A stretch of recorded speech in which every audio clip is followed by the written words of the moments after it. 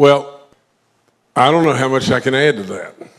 You know, at the end of the day, when it really boils right down to it, and this is our Secretary of Revenue right here, and he can clarify anything and everything, but the reality is just real simple. You know, you've worked really, really hard, and many of you have been through a lot of tough times in West Virginia, lots of them, and you've hung in there, and you've helped continue to pull the rope and do any and everything you possibly can.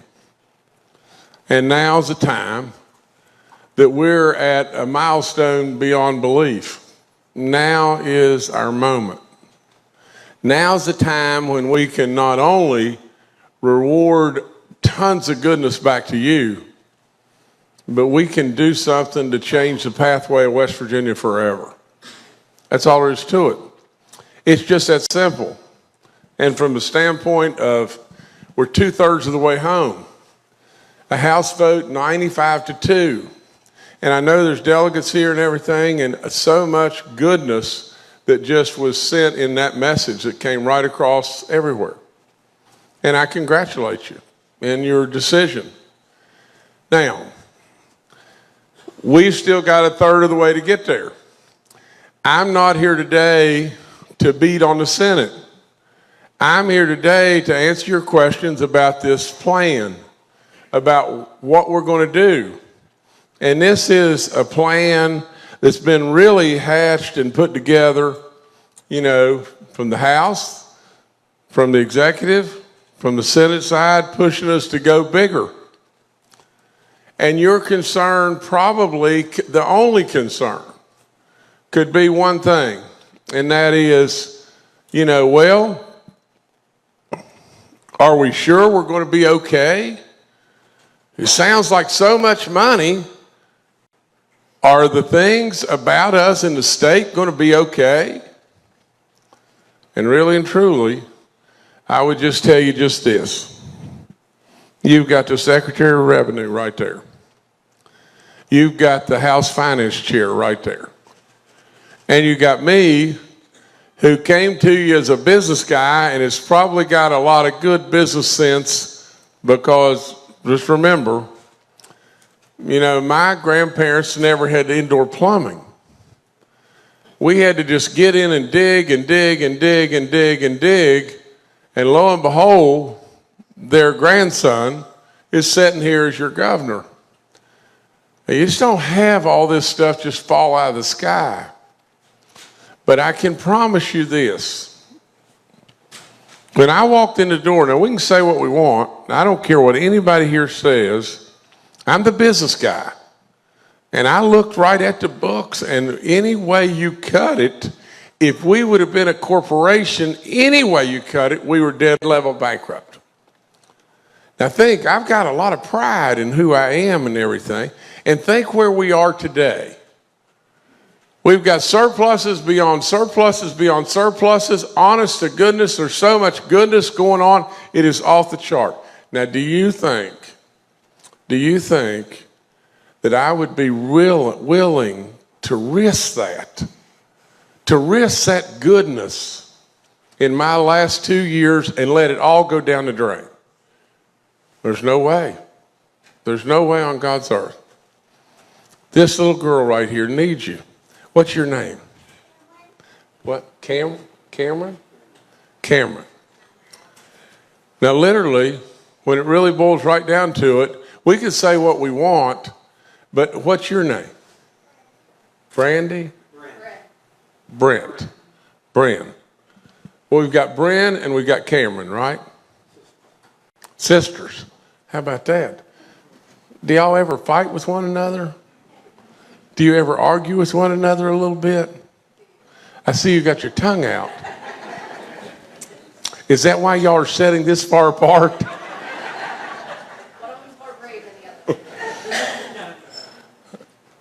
I mean, at the end of the day, say what you want, but that's why we're here. And that's exactly why we're here. Cameron and Bren, just think about it. When it really just boils right down to it, we all want goodness for us, and we want things to be better for us. But really, what really I think you want more than anything, and I always refer to Toby and Edith. Edith wants to have a picnic, and she wants her grandkids to be here. She wants them to be there. And in all honesty, in many situations, the grandkids are in Denver and Atlanta and all over Kingdom Come, and our families got fragmented because we didn't have a chance, and we didn't have opportunity, and we didn't have the goodness that a lot of other people have right here in the very best of the best states, the best of the best people, the best of the best location, the best of the best seasons, the best of the best natural resources, the best of the best. And literally and truly, we couldn't pull it off, but now we got it there. So, all that being said, I'll quit and then I'll answer, or we'll all together answer any and all your questions. We're 2/3 of the way there. This should have been done already. I mean, for God's sakes a living. Our plan is so simple. It's just this. We want to cut your income tax by 50%. Now, what would happen if that happens? Basically, you're going to return to your pockets $1 billion. $1 billion is going to go right back to your pockets. What are you going to do with it? You're going to spend it. It's what I would do. It's what we all do. We spend our money. And then you know what's going to happen? The multiplier effect of those dollars is going to turn into multiple billions. We become our own incentive package. And people right across the border see what's going on here, and before you know it, you spin around 5 times, and businesses and people move here. And when that starts happening, then as far as your roads, your schools, and everything under the sun is benefiting. Everything. Now look, I know I didn't get very popular with a few people in regard to Amendment 2. But I really believed that when you got it right and you understood all there was to understand about it, you'd get it right. And you did. You really did. So with all that being said, I'll turn it over to y'all now. We'll all answer any and all questions, but please, for God's sakes a living, anything that you don't understand, ask. Because that's why we're here. We're not here to bash on people. We're here to absolutely help educate you as to what this is all about and help you put to rest concerns that may come up about the boogeyman. Oh, we don't want to be Kansas. I mean, come on. Do you really, honest to God, think that I'd be here after we've done what we've done and then throw it all away? There's not a chance. There's no way. So ask us anything you choose to ask, and we'll answer them the best we can. Now, don't be shy. Please ask. Yes, sir. What would you say the 3 biggest benefits are to the state as a whole as a result of this tax cut? Okay, first of all, every tax publication known to man will tell you this will drive population growth to the state. That's the first thing. The second thing is you deserve it. Honest to Pete, this is your dollars. This isn't our money. It's your dollars. Now, we can do this, and let me show you how ridiculous this is. We can build a Little League field on every street corner all across this state with the money. And then at that point in time, it's gone. Now, I'm a real believer in Little Leagues. I'm the president of the Little League in Beckley. I've been that forevermore and all that kind of stuff, and still the president today. With all that being said, and I just think I'm not saying anything derogatory. I'm just saying this is your money. It's your money. We don't need to just throw it away and it be gone. And the other flip side of the whole thing is just this. Every publication in the world would tell you, that would say to you just simply this. If you want more industry, You want more business. You want to sell more cars. You want to do any and everything you're doing. You get yourself on this pathway, and if you don't get yourself on this pathway, we're going to run off and leave you. The Federal Reserve, now they're bipartisan as they can be, came right in my office and sat down and said, what in the world is wrong at the time with the legislature? Now, one side's really functioning here. But what's wrong? Now, this is the Federal Reserve. And they said, do you not realize the potential that you have? Well, I do completely. And I said, you're singing to the choir. And they said, do you not realize that all this population that's wanting to go somewhere is driving through you to get to states where they have no personal income tax? They're driving through you to get to Tennessee, Florida, Texas, wherever it may be. They're driving right through you. And not only that, from my standpoint, you may say, well, we don't have an ocean, but just think what we do have. My God, we got the greatest people on the planet. We've got 4 of the most beautiful, unbelievable seasons that you can possibly have. Think about the states that don't have an income tax. Well, Florida, Texas. Well, how is it in the summer in Florida and Texas? You can't even breathe. You know, okay, let's think of another one. Let's think Nevada. Are you serious? You know, think about Nevada. They don't even have trees. You know, okay, let's think of 2 more. South Dakota and Wyoming. Well, you know, when it got really cold, really cold here not long ago, you think how it would be in Wyoming. I mean, you couldn't even go outside and breathe and not become a Wyoming sickle. I mean, really.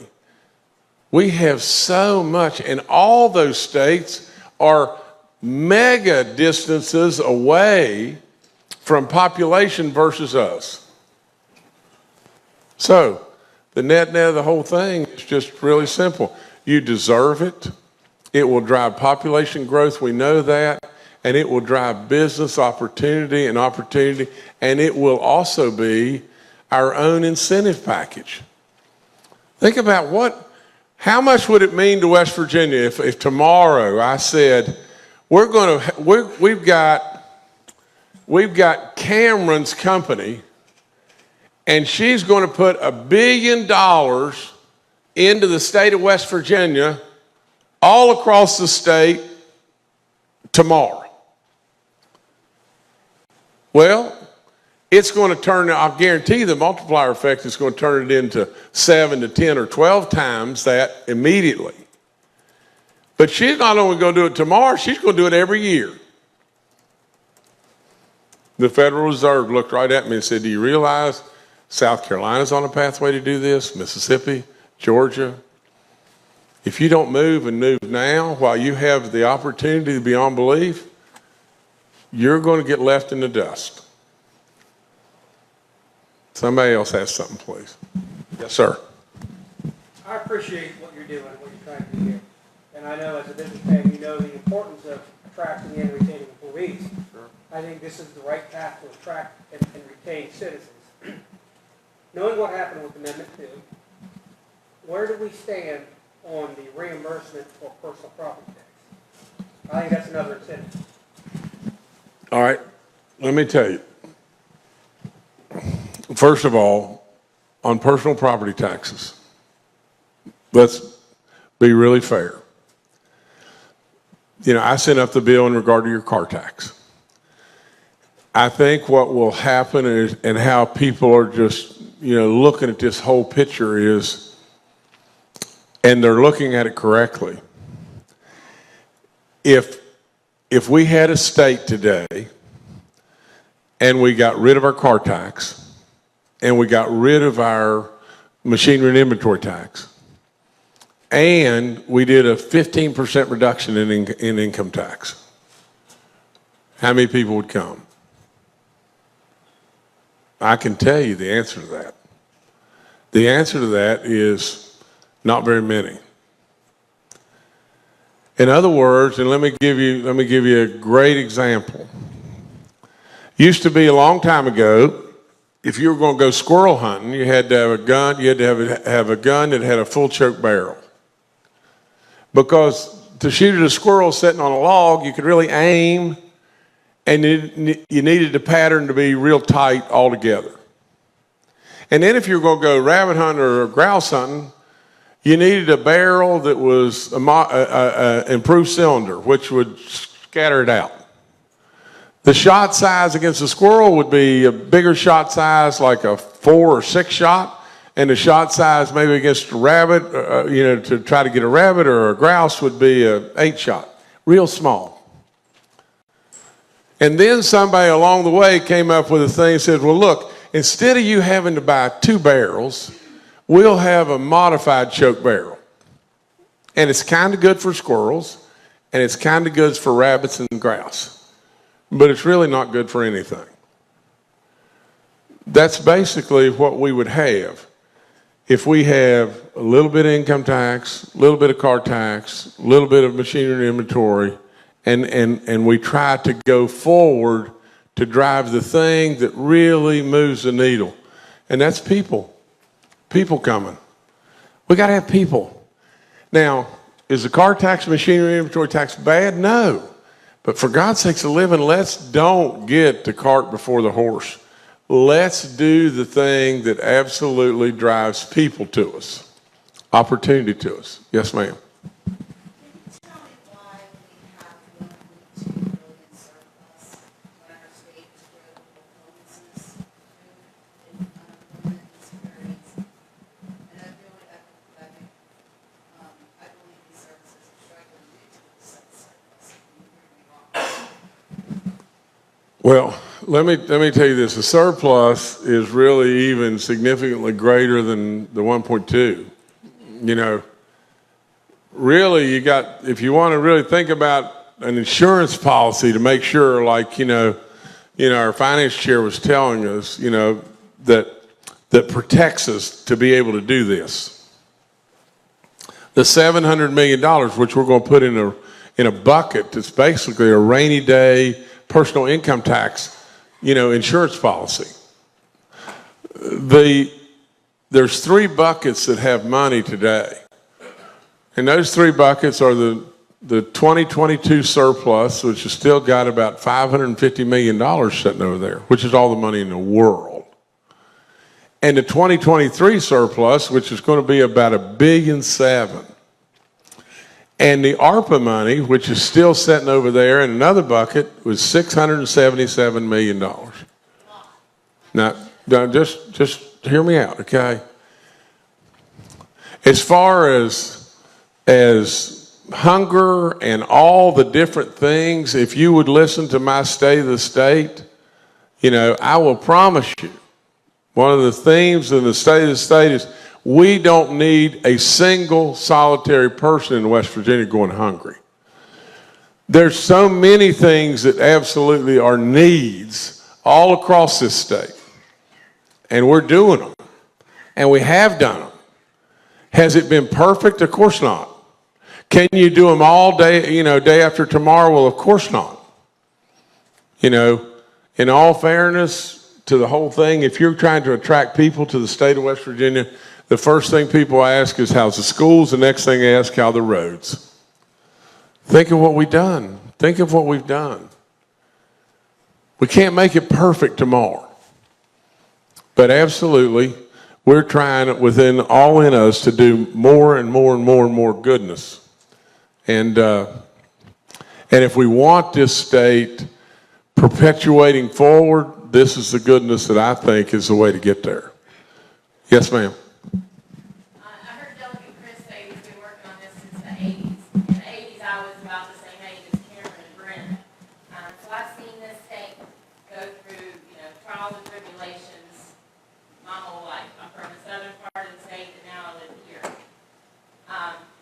I see a lot of inequity in our schools, and you said that Cameron and Brenda need us, and they absolutely do.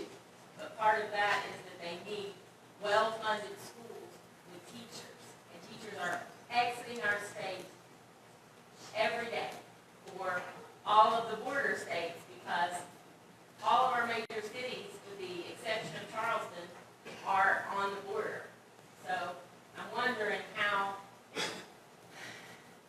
giving a tax break to folks like you, who definitely don't need that tax break as much as the majority of the people in this room, will actually impact our state long-term and impact schools and things like that our children do need. And that is something that drives people moving here, because when you look at the school ratings in areas in this state, there are a few pockets that are very well funded and the schools are great.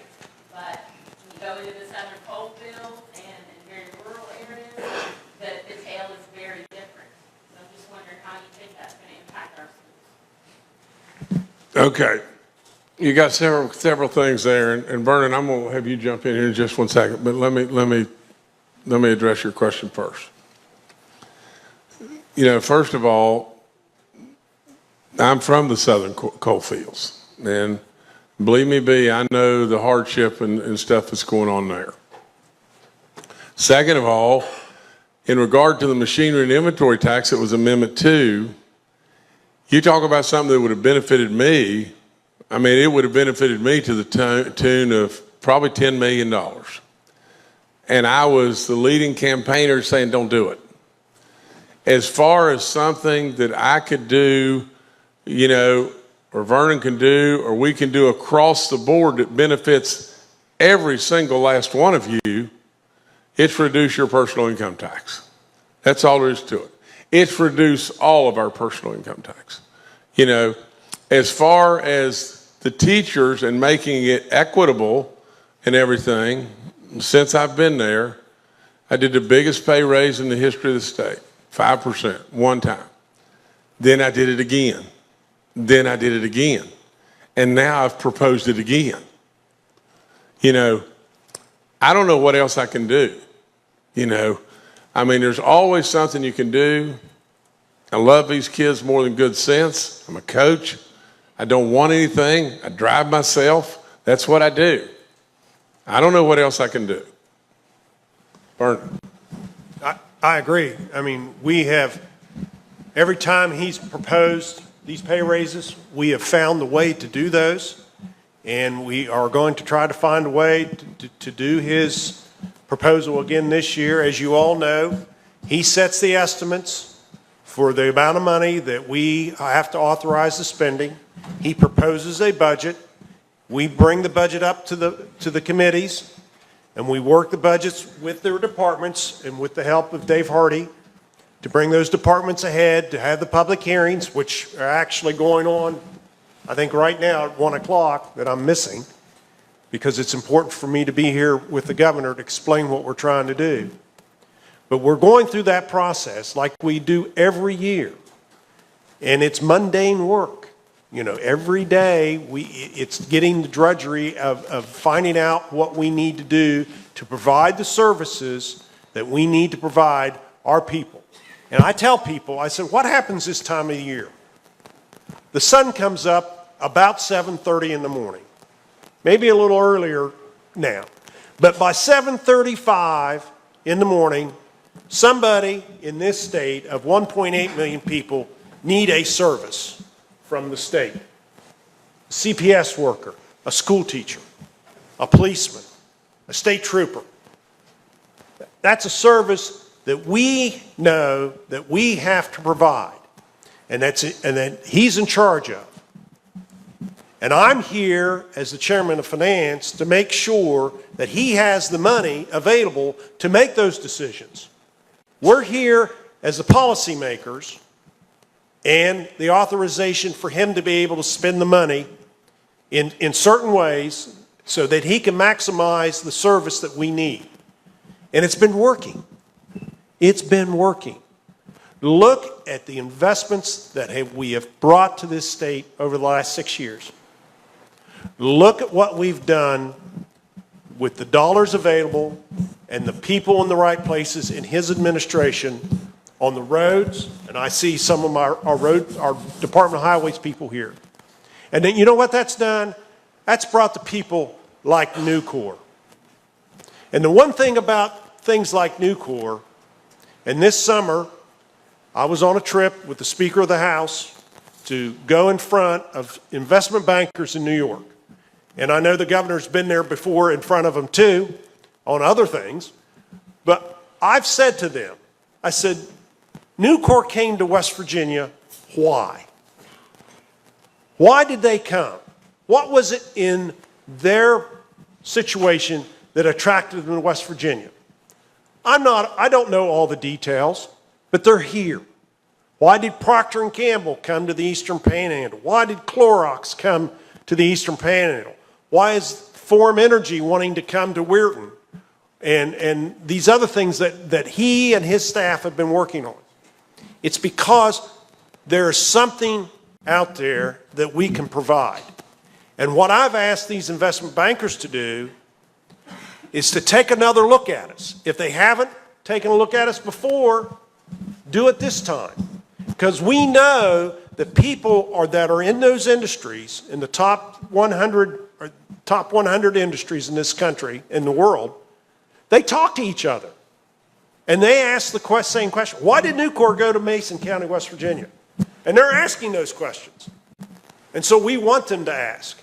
And we'll give them answers. And everything that we're doing with these dollars, these surplus dollars, are paying for the sins of the past. We had 83 years of a one dominant party that did not take care of the maintenance. They did not take care of the buildings. They did not take care of the properties. And we're working through that.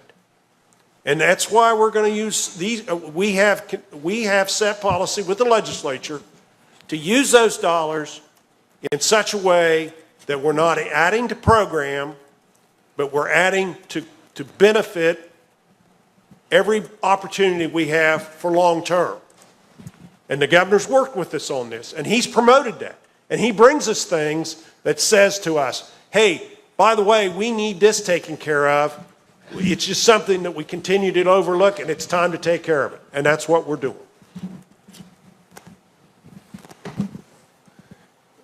James, hold up just one second. Let me just say, let me kind of summarize, Vernon, and just think about this. Just think, and let's just reflect just a second. Think of what's going on today. Think of the fact that everywhere you turn, there's an orange cone. Some roads getting fixed someplace everywhere. Absolutely, tourism is exploding in their state. There's all kinds of people that are coming here. We have an opportunity to sit here right in front of you today and say, you know, do you want this or not want it? I mean, for crying out loud, do you want, if your income is, make it easy. If your income is 50 grand and you're paying 6% tax, that's $3,000. If you cut it in half, you're going to save $1,500. Do you want the $1,500 or not? There's no squirrel tails and mud flaps attached. There's absolutely just that. Cut your taxes. Cut your taxes. You know, we can afford to do it. We've absolutely proven that we can afford to do it. We've absolutely done everything from address hunger as best we possibly can to on and on and on with our schools and pay raises and everything under the sun. And like it or not like it, there will always be 10,000 more things we can do, no matter what we do. You know, absolutely, at the end of the day, we've got things in corrections. We've got higher ed buildings falling down that we need addressed. And there's absolutely so many other things that we can do. There will always be more and more and more to do. But West Virginia is a different place today. You know, there was a point in time not long ago, really and truly, when we would have, well, think about this. I was told that a prior administration literally went downtown in the town of Charleston and cut the ribbon on a Taco Bell. Now, really, today, we're not cutting ribbons on Taco Bells. We're happy that Taco Bell's here, but we're cutting ribbons on stuff that's going to bring thousands and thousands of jobs and absolutely do goodness beyond belief. Think about tourism just one second in West Virginia.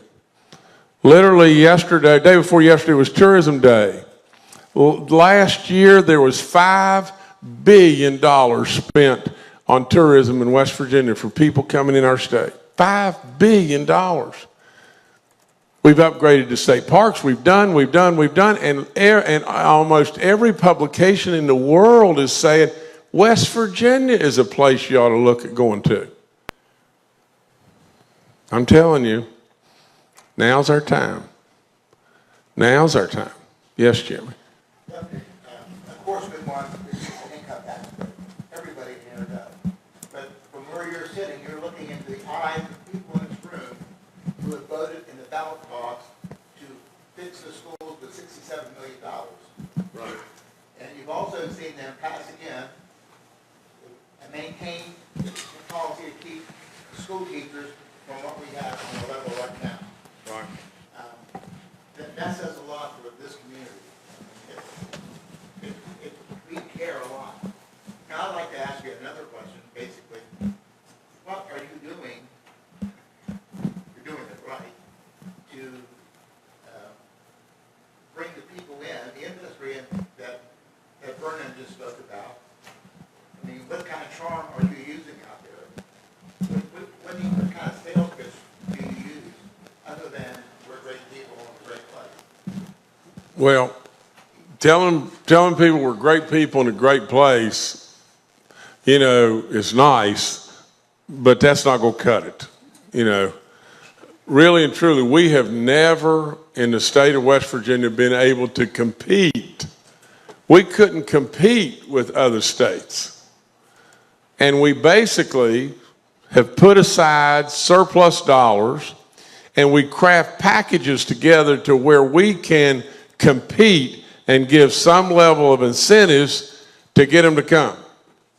Now, once they show up, then they bring all their in-laws and outlaws with them.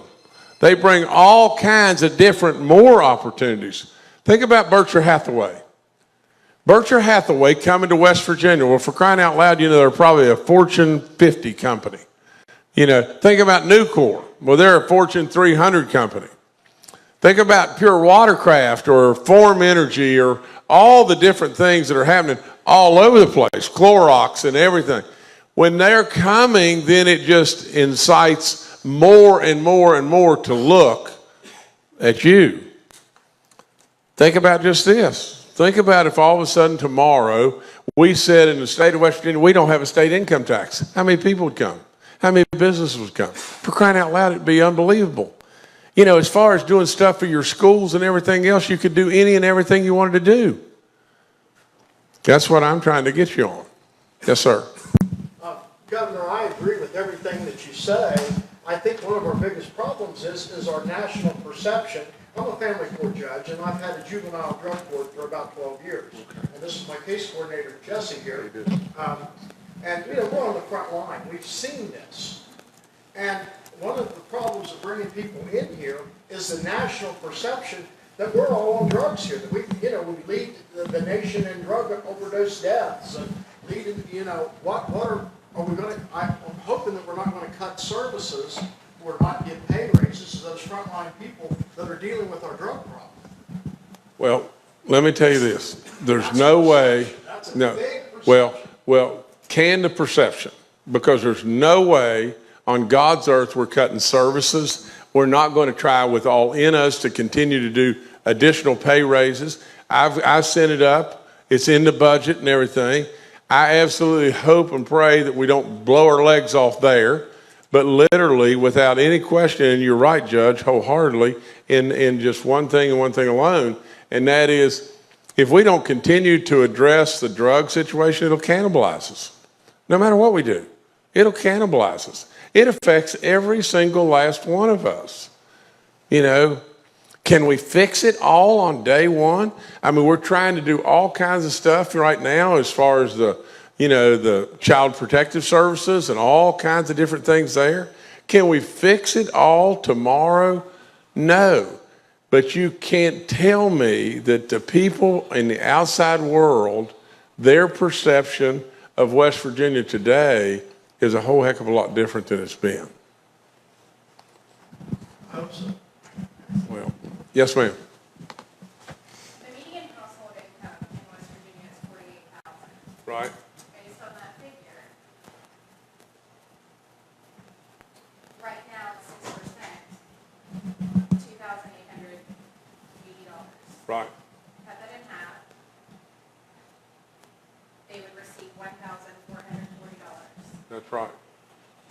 So that's $28.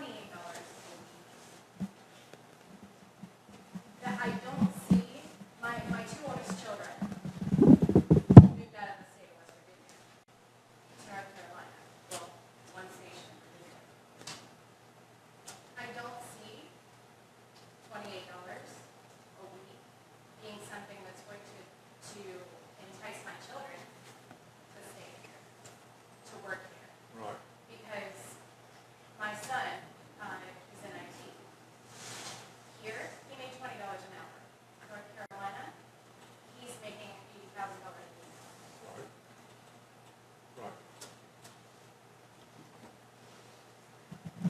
year. Vernon, let me go first, and then you go. Okay.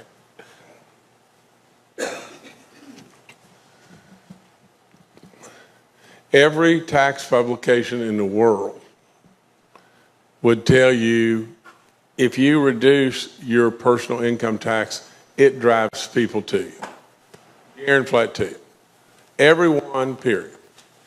From the standpoint of where we are in West Virginia today, literally, if we have a job in West Virginia today that's paying $48,000, and the job in North Carolina would pay $80,000 or $65,000 or whatever it may be, we've got to drive more and more and more opportunity here. 6 years ago, that job that was probably paying $48,000, if it were a teaching job or whatever it was surely paying significantly less. Today, it's better. For the standpoint of the people that are going to work with Berkshire Hathaway or Form Energy or Nucor or whatever like that, it's better. How how in the world you can make it all just change, whoosh, it's not going to change like that. There's no way. There's no way. But to most people that have an income of $48,000, $1,400 is a lot of money. A lot of money. Well, I mean, you could put it down to 18 cents a second and say, well, it's not very much money. But at the end of the day, $1,400 to those families is a lot of money. And at the end of the day, literally, I go back to just every publication that I know there is in the world as to the fact that it will drive population to us. Bert. He's right.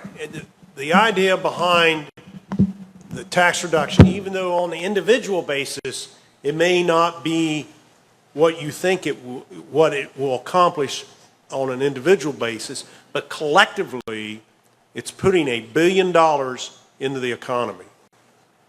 And what that will do is as the governor has announced, it will drive people here. And what that will do then, as we have people here for the jobs that we are creating right now, the jobs, we are short people. We are definitely short people because we can't get more people. The workforce participation is so low in this state that we can't get the majority of our people to go to work. Well, and you know what's going to drive those wages up? Is more jobs coming in. The Nucor people promised him, and us, nobody less than $90,000 a year in Mason County.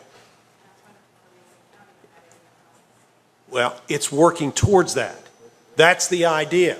That's why the things that he's talked about. The Form Energy people that are looking at the facilities in Weirton, the boat people that are looking at Beach Bottom, West Virginia, the Procter & Gamble's, the Clorox's. All these facilities are understanding the outside forces on them to be able to produce and manufacture, that they're going to have to raise wages. And West Virginia is on the forefront of being able to receive those wages. It takes time. As I said earlier, we are trying to take care of things in his 2 terms of office, and now we're in our 7th year with him.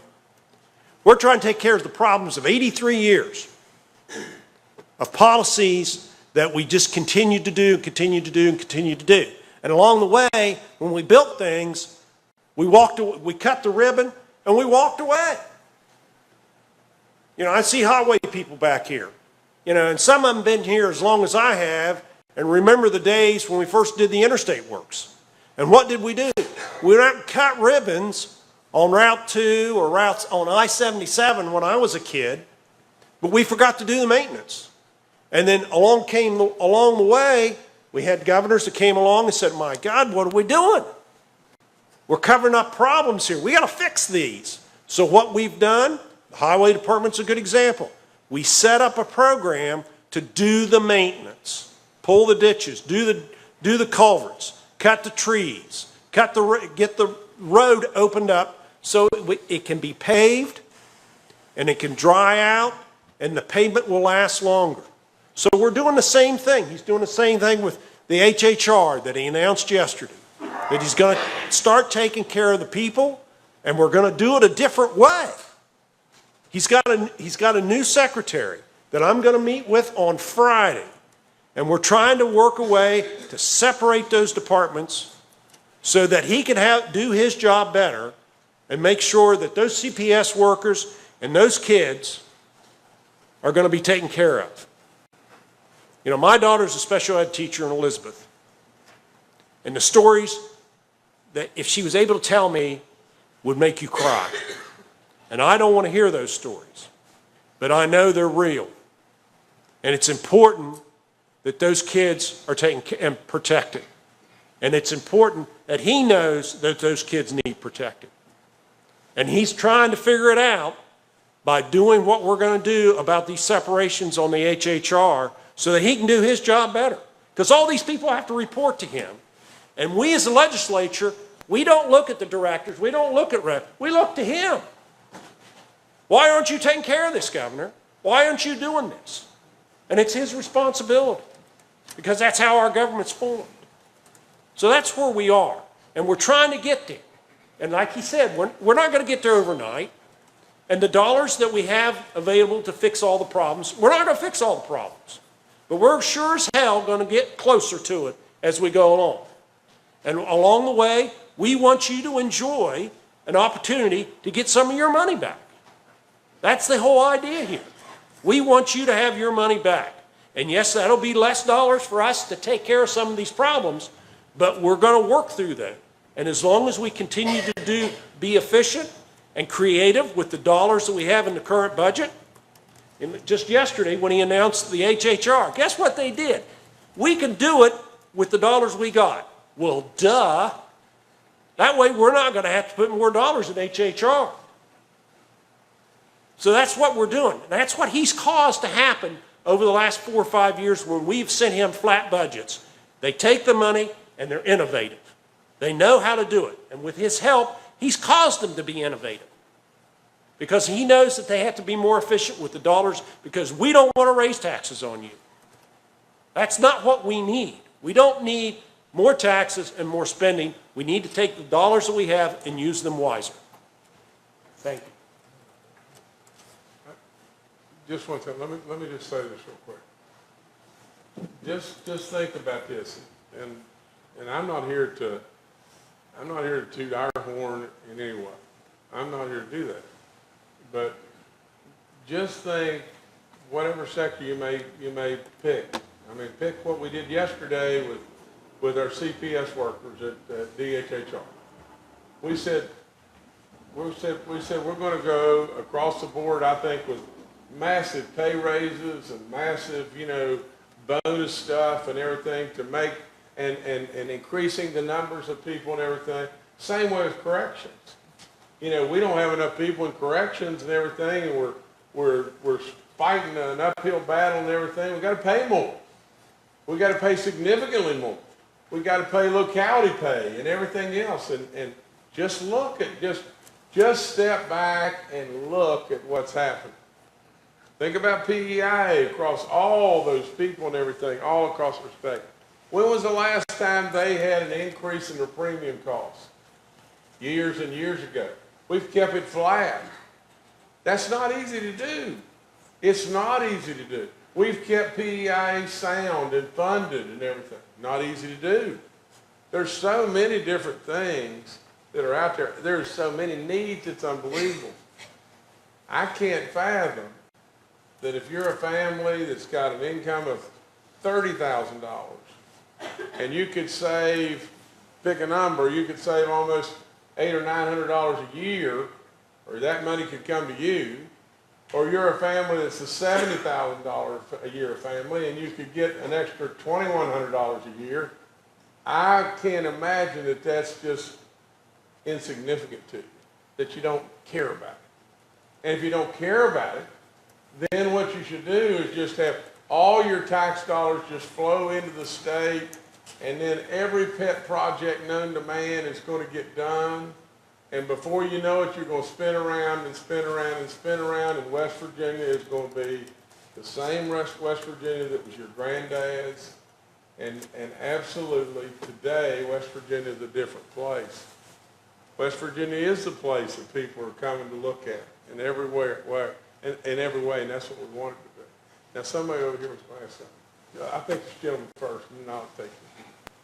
So we've touched on a lot of important topics today. You know, the biggest asset a state has is its people, and the biggest asset a person has is their health. We've touched on corrections, education, health, tourism, our population, how they're all vital. I'm curious if the Director of Revenue could report to us the projected impact on the revenue for departments of ed, departments of corrections, departments of CDB, and the projection moving forward, how that's going to affect like the numbers so we can all come away more educated.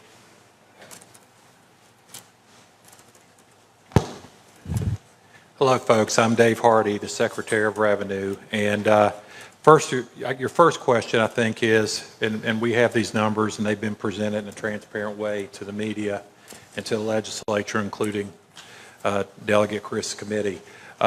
Before June 30th, if the legislature passes the income tax cut this year, it will affect calendar year 23, which will go all the way back to January 1st. So West Virginians would have their taxes cut before June 30th of this year, over the next 3 or 4 months, $163 million, right back in your pockets in the next 3 months. Moving to fiscal year 24, which would be July 1st of 23 through June 30th of 24, next year, there'll be additional 10% on top of the 30, and that would put $1.1 billion back in your pocket. About almost $100 million a month would come back into your pocket as West Virginia taxpayers. And then moving to fiscal year 25, which would be July 1, 24 to June 30, 25, it would top out at a 50% cut, which would be about $1.2 billion. If we do that, we are confident that we will see the outcome that other states have seen. There are 9 states that don't have state income tax out of 41. In the 10-year study that was done, those 9 states grew their population twice as fast as the other 41 states, and their economies grew 56% faster over a 10-year period. The other thing that's real relevant right now, and I even saw this morning on the news, is that teleworkers across the country are looking. They're looking hard because they are trying to decide where they're going to work. The average teleworker, there was a study announced today, has 56 minutes a day that they don't spend in the car. Not to mention all the expense of going to and from work, dressing for work, etc. Teleworkers across the country are going to low tax income tax states. No question about it. So when you add all that up, you see that West Virginia will be very well positioned. And you know, these dollars, a good number of these dollars, they come from your taxes, but they also come from the severance tax. Dollars that came from gas, that came out of the ground of West Virginia, that we're putting back into West Virginians' pockets. We're not going to ship it out of state to companies out of state, Walmart, Target, Dow Chemical. These dollars are going to come right back out of the ground in West Virginia, right back into your pocket here in West Virginia. As far as your question about the budgets, the beauty of the situation that we're in now, and again, when this governor came 6 years ago this month, the state of West Virginia was almost $500 million in deficit position. this year, just this year alone, the 12 months that we're in now, which would be from last July 1st till this coming June 30th, our budget surplus will be $1.7 billion. So we are able to, of course, return a lot of those dollars to the people of West Virginia, but as importantly, and that's come up here several times today, as importantly, we're not cutting the budget.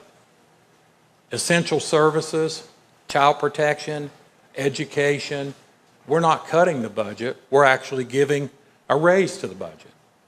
West Virginia's budget is going to go up this year. The average employee for the state of West Virginia is going to receive a 5% pay raise.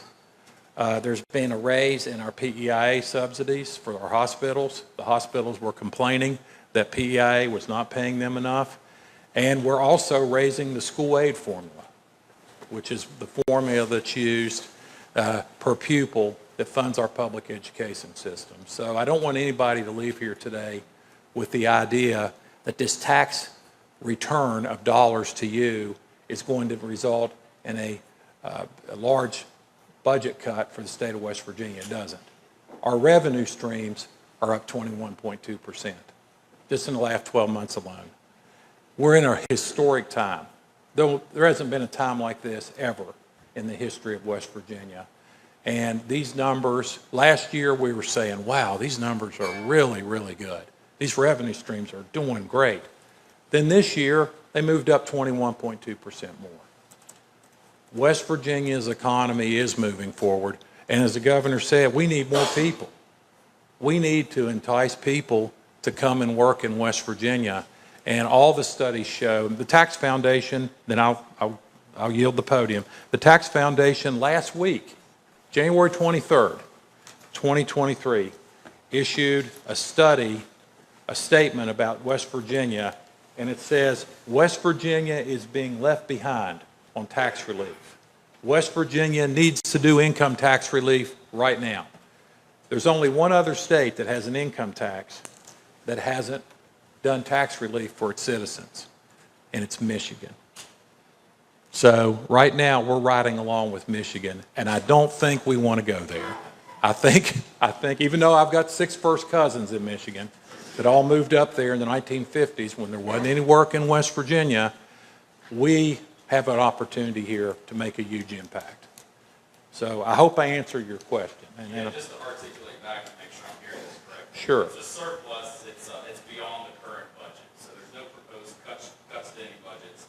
With the $700 million deposit into a reserve, essentially, by cutting the tax, you're giving the surplus back, keeping things operating at the same budget, and then hoping to find efficiency and innovative ways to run the state. Well, no, I didn't say that last part, even though that's a good one. You have the $700 million reserve fund.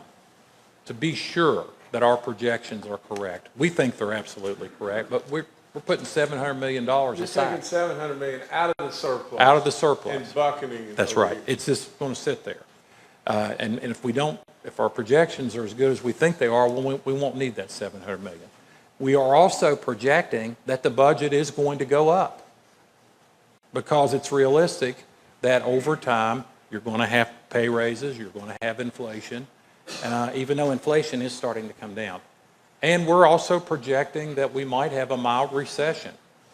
That we could have. And a reduction in energy prices. Yeah, and that the energy They factored prices. both of those things in. All that's- Mild recession and That's energy right. prices backing up a little bit. All that's in our projection. Despite all that, our revenue is growing so healthy and doing so well that we feel confident that we can continue to fund the budget and implement this tax cut.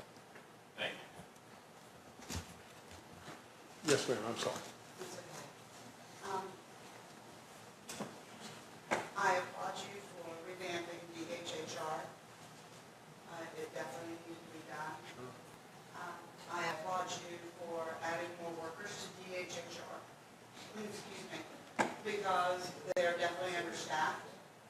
But because they are understaffed, unfortunately, it's because we have a crisis with children in the state of West Virginia.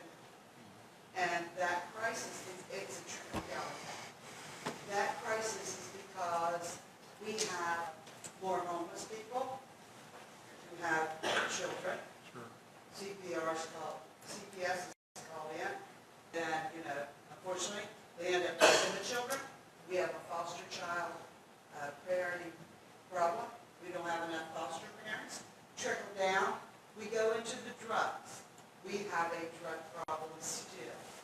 we have a homeless problem and a drug problem in the state of West Virginia, and I'm going to speak for Parkersburg, because we definitely have a homeless problem here, which it all trickles uphill. We have got to fix what's causing the problem. What's causing the problem. And the problem is the drugs and the homelessness. And I have not heard, and God bless our mayor, because he has worked on his tires. I have not heard anything about what are we doing? What are we doing to fix the problems that is causing the other problems to happen? We have to put on more workers, we have to do this, we need more social workers, we need more mental health. We have no place for mental health. And mental health is a big part of the homelessness and the drug problem. And I'm not hearing any plan to come up to fix this situation. And we, as a city, we can't do it on our own. You know, we need help. Every city that's got this problem, and there's a lot of it, as you well know, in the state of West Virginia, it's got the same problem that Parkersburg has. But we're not hearing any plan to help the cities to be able to even financially handle this, number one, and number two, given the means to help them by the state, by that being mental facilities, restructuring. Something's got to be done. Every day I hear drugs, homelessness, every day. You know, it's not, and I applaud you because I'm very proud of what you've done in the state of West Virginia. I'm not hearing, oh, we got some more plans opening up. You know, we got this. I'm hearing, we've got a problem with homelessness and we've got a problem with drugs and no one's doing anything. We're doing the best we can as a city. Our mayor is doing absolutely the best that he can.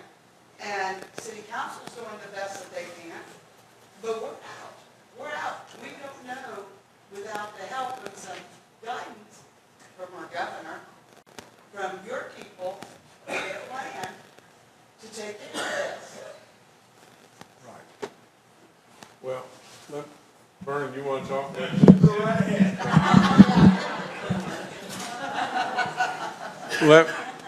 Let me just say this, you know, I wish to goodness, and there's no point in rattling through, you know, Jim's dream, Jobs and Hope, all the different things that we've tried to put in place and everything. I have said it 10 million times, and I continue to say it. We all recognize the issue. I mean, especially in the southern coal fields, it was rampant. It was a problem like you can't fathom and everything else. Literally, like it or not like it, and I know that you may disagree, but things are better. Are things close? Are things fixed? No, they're not fixed. Is this a problem in every city all across this country? And in most situations, it is multiple times worse than it is here, but we don't want it to grow here as it is in other places all across this country. We know all of that, you know, and literally, I will promise you, and again, I wish I had, you know, more folks here that can speak more intelligently than I can about this, but there's a lot of people that are working on this problem and a lot of people that are doing a lot of stuff. Now, can they do more? Well, of course they can. But there's no point in trying to go through the specifics and everything else. I can tell you 1,000 things that are, yeah, we're winning this war here, we're winning this war here, we're doing this, we're doing that and everything. But we got to do more. We got to do more and continue to do more and more and more, because you're right. You know, we don't want to awaken to the next, you know, national news being in West Virginia on a catastrophe beyond belief at a school or whatever it may be. You know, there's issue after issue all across this land and absolutely in West Virginia. And I can assure you, just like Secretary Hardy just said a second ago, as far as cutting services, we have increased services and we want to continue to increase services. We need people to move here too. You've got to have people come here. You've got to have you spending more money here. We've got to have workers here. We can recruit every business, you know, under the sun here, but if we don't have workers, that can take the jobs or they don't want to move here, then we're stymied. There's lots and lots and lots to it. And I wish to goodness I had a whole fleet of people here that could talk to you more intelligently than I can. I just want to say one more thing. The problem is the drugs and homeless. But coming back, you are well aware of a problem with getting police officers. They, for whatever reason, and I will have to say, our community sorts are 100% supporting behind our police department. Sure. That picture back there will show you how much we support our police officers. Our resources are drying up. Our police officers are tired because all of their, not all of it, and I don't know the percentage, I apologize for that. The percentage of the time that police officers spend on drugs and homelessness, we don't have any. I get it. I totally get it. You were going to ask something, sir.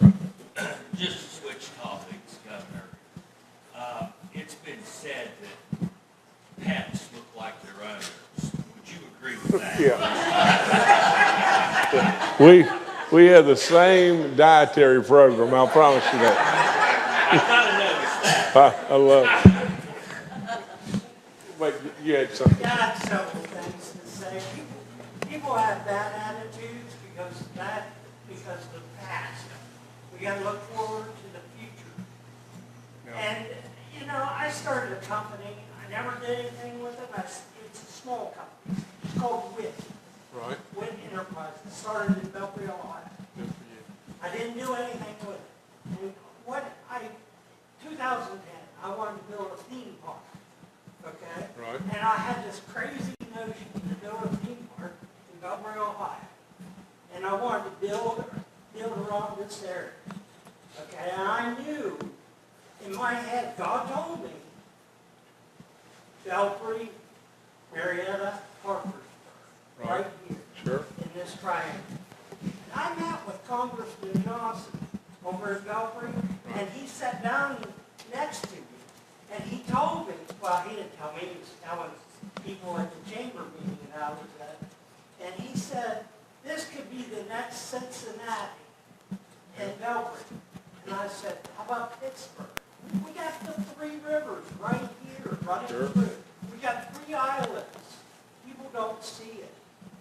And I wanted to build Gilligan's Island Theme Park, Mid-Ohio Valley. I love it. My friends were just like, you're way off, man. My doctor told me, I go to VA. Okay, my VA doctor told me, he said, you're grandiose. Get that out of your head, man. He was Indian. He said, stop it. I do an Indian voice. I do comedy. Okay. I got in, I'm getting into podcast. Okay, I just got back from Nashville. I drove to Nashville to go to this Slave Park to the Awakening. I get more out of that than going to a Super Bowl or watching football. I could care less about football anymore. But I hear these speakers. I had 71 speakers in 2 days. 2 days. Gerald Flynn and Clay Clark. This guy is amazing. He's like the Max Hendry. And on and on and on. And I went to it was like a big tent revival. It was spiritual, reawakening. But what I'm trying to get at is people need to change their attitudes. Okay? Right. And stop worrying about drugs and stuff like that. That's in the past right now. We can fix that. We can fix that. That can be done. That can be fixed. And I met with Patrick Morrissey down at the Capitol. I went down there for a meeting a couple years ago. And he patted me on the shoulder, and I joked around with him about his campaign things, about flying, wasted. I don't know, I could go on and on and on. But like when he said something about Joe Manchin has wasted money with helicopters and stuff. I like Joe Manchin. He helped me out a lot. Right. But the thing I met with, Matt Warner. And Matt Warner, I think would be a good governor. And I think people should look at, I think people should look into him. All right. I'll leave it at that. Okay. Thank you very much. The- And thank you, sir, for your service. Thank you. More than anything, thank you for your service. The governor's got to be back in the Capitol here very shortly, so we need to wrap this up. I appreciate you all coming. If you've got other questions, please see us, the mayor, myself. Not about state budget. You can see him about state budget. But we're here to help you, and we're here to serve with you, and I appreciate the opportunity to be with you.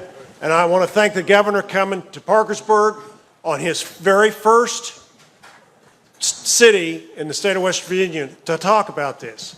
And we sat down Monday in his office to talk about what we were going to do, and he looked right at me and he said, Vernon, we're going to Parkersburg first, and you call the mayor. And I said, yes, sir. And then he said, I'll call Jimmy. So that's what he did. So thank you very much, Mayor. Thanks for all of you being here.